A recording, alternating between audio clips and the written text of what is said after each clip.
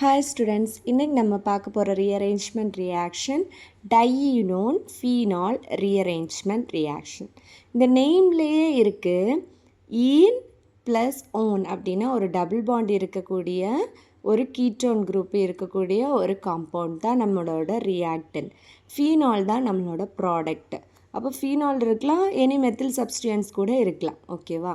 இதுவும் ஒரு intramolecular rearrangement reaction தான். இதில் என்னது டையினோன்ஸ் எதுக்கு கூட ரியாக்ட் ஆகும்? ஒரு கான்சன்ட்ரேட்டட் H2SO ஒரு எனி மினரல் ஆசிட் கூட ரியாக்ட் ஆகும்போது ரீஅரேஞ்ச்டு ஃபீனால் நமக்கு கிடைக்கும். ஓகேவா? இதில் ஸ்பெசிஃபிக்காக என்னென்னா ஒரு நான் அரோமேட்டிக் காம்பவுண்ட் அரோமேட்டிக் காம்பவுண்டாக நமக்கு ஃபார்ம் ஆகுது. இதோட மெக்கானிசம் பார்க்க போகிறோம். ரொம்ப சிம்பிள். மெக்கானிசமில் ஃபர்ஸ்ட் இந்த காம்பவுண்ட் எடுக்கிறோம். இதில் இந்த 4 எலக்ட்ரான்ஸ் போட்டிருக்கிறோம். ஆக்சிஜனுக்கு 8 எலக்ட்ரான்ஸ் அவுட்டர் மோஸ்டில் இருக்கும்.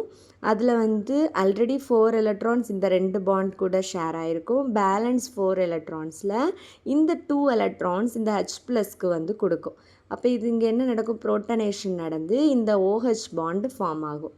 அப்போ இங்கே 2 எலக்ட்ரான்ஸ் லாஸ் ஆகிறனால பாசிட்டிவ் சார்ஜ் க்ரியேட் ஆகும்.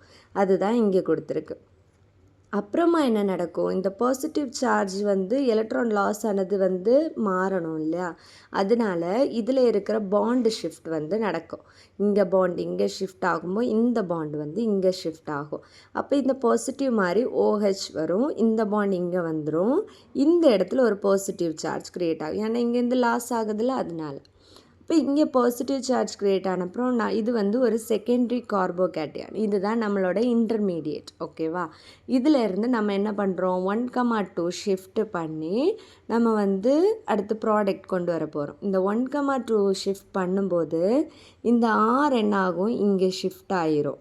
அப்புறம் இங்கே என்ன ஆகிடும்? ஒரு பாசிட்டிவ் சார்ஜ். ஏன்னா ஒன்று லாஸ் ஆகிடுச்சு. அப்போ இங்கே ஒரு பாசிட்டிவ் சார்ஜ் க்ரியேட் ஆகும்.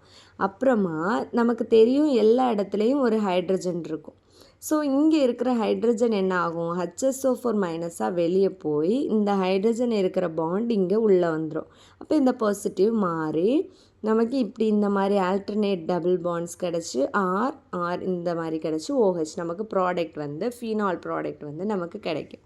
இதுதான் டையினோன் ஃபீனால் ரீஅரேஞ்ச்மெண்ட் ரியாக்ஷன். ரொம்ப ரொம்ப சிம்பிள் ரீஅரேஞ்ச்மெண்ட் ரியாக்ஷன்.